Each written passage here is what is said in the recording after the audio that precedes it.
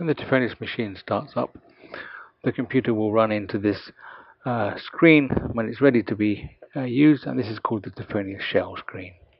From here we can run the Tafonius software by clicking on this Tafonius button, or we can view some pre-recorded data, or export some pre-recorded data, or enter some of the setup options for this computer. I'm just going to start here to look at these three buttons: View Data, Export Data, and the options, to show some of the features of the machine.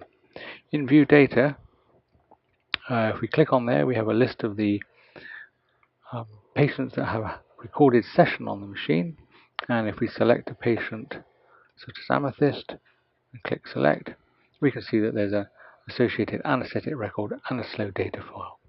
We can also see that this is recorded on the 9th of August 2018 at 18:12. Select the anaesthetic record chart, and then either double click it or click on the select button. It opens up a PDF version of the automatically created anaesthetic record chart.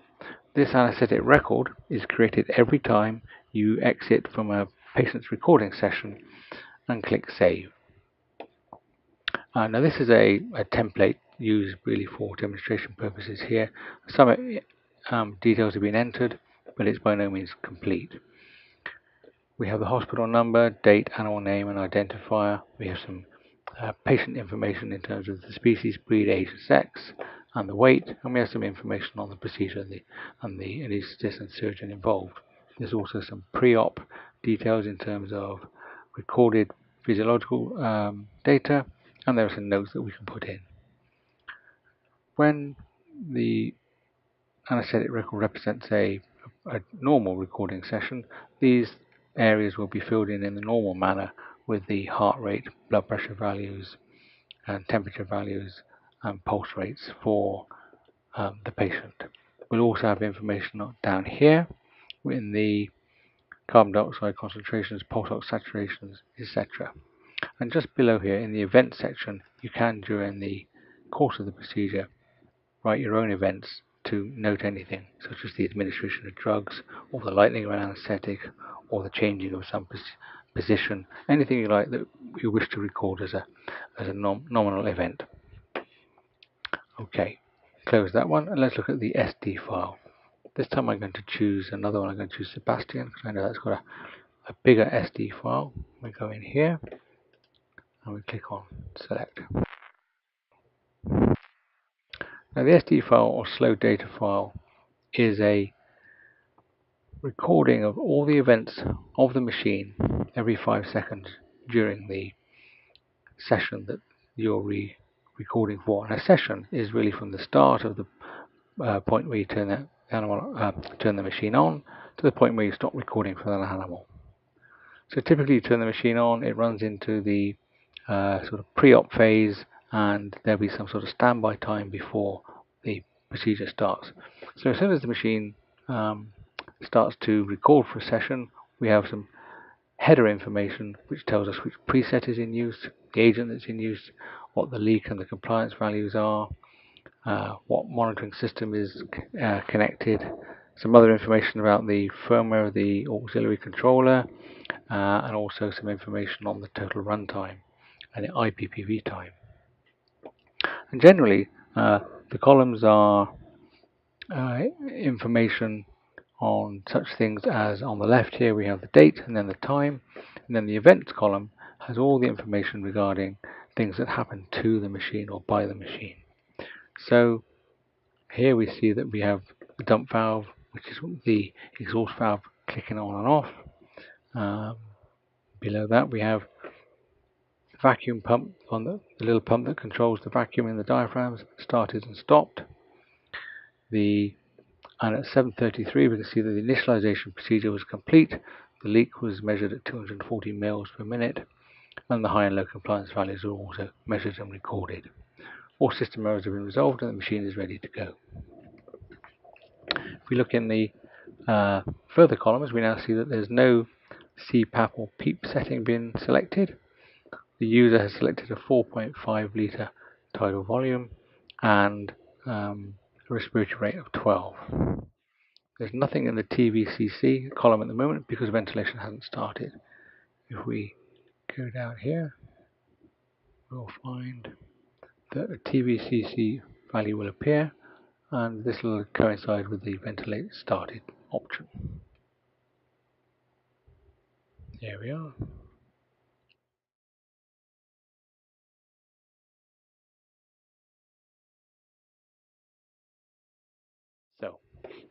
So, although the machine was started at 7:30, it wasn't until 9:10 that the ventilate button was pushed to start the IPPV and ventilation for that animal. And now we see that the tidal volume is set at 4.5, and TVCC is a measured value. It's the tidal volume with the compliance compensated amount. So in other words, although the tidal volume set was 4.5 litres for this patient, the compliance of the machine dictates that 4.81 needs to be delivered by the machine to actually deliver 4.5 litres to the patient. So this is what the TVCC value is. Moving along from there, we see that the inspiratory time is at 1.7 seconds and there's no inspiratory pause. Those values give us a resultant minute volume of 54 litres per minute, an inspiratory flow rate of 158 litres per minute, and an I ratio of 1 to 1.9. The expiratory time at this stage is just under 3.3 seconds.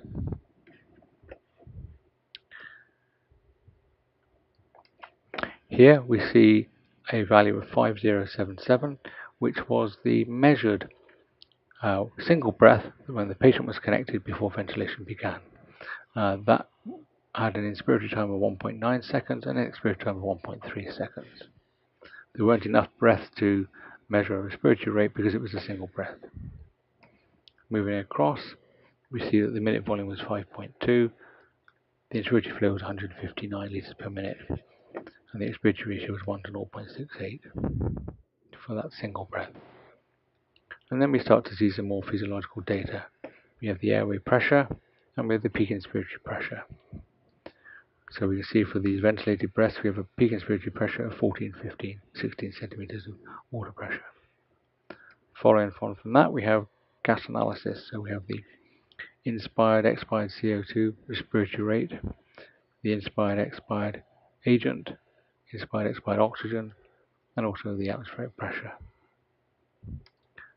Then we have the pulse oximetry, heart rate and saturation percentage, and the invasive blood pressure measurements.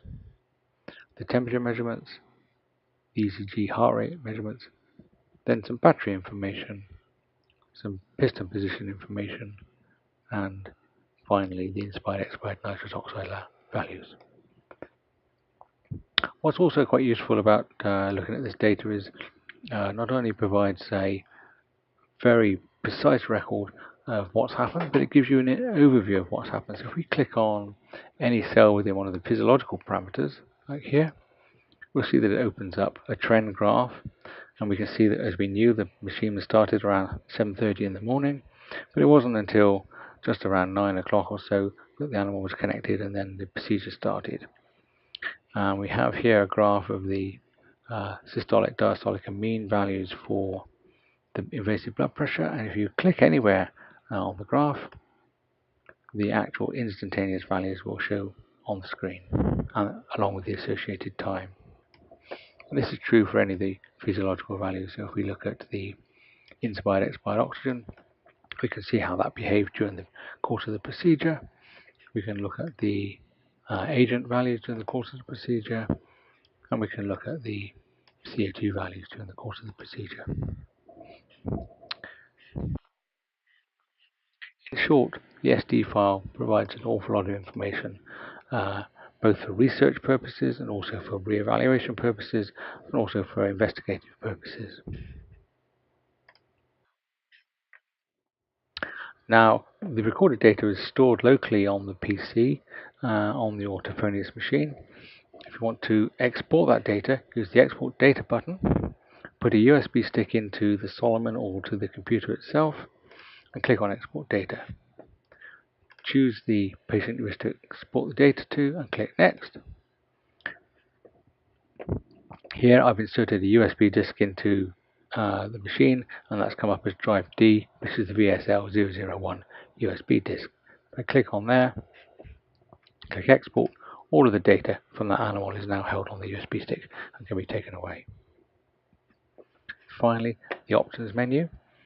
The options menu allows you to change the company name as appears on this screen and also as appears at the top of the anaesthetic record. And another very useful feature is to do the touchscreen alignment. Sometimes the touchscreen after a while will go out of alignment and you find it difficult to calibrate the it's difficult to make option choices on the screen, in which case go into the calibrate touchscreen option here, click on the button calibrate touchscreens, and a blue cross appears. Now you put your finger where you would normally press for the center of that cross, and it will move to the next point, push in the normal position on that point, and then this point, then test by pushing on the screen to see if that represents how you feel the cursor should respond. If you're happy, click on the accept button, close that. The recover anaesthetic record option allows you to recreate an anaesthetic record if it inadvertently becomes deleted. And finally, in the Tafonius shell, the shutdown button. If you click on this, this will go through the normal Windows shutdown procedure and enable you to close down the computer.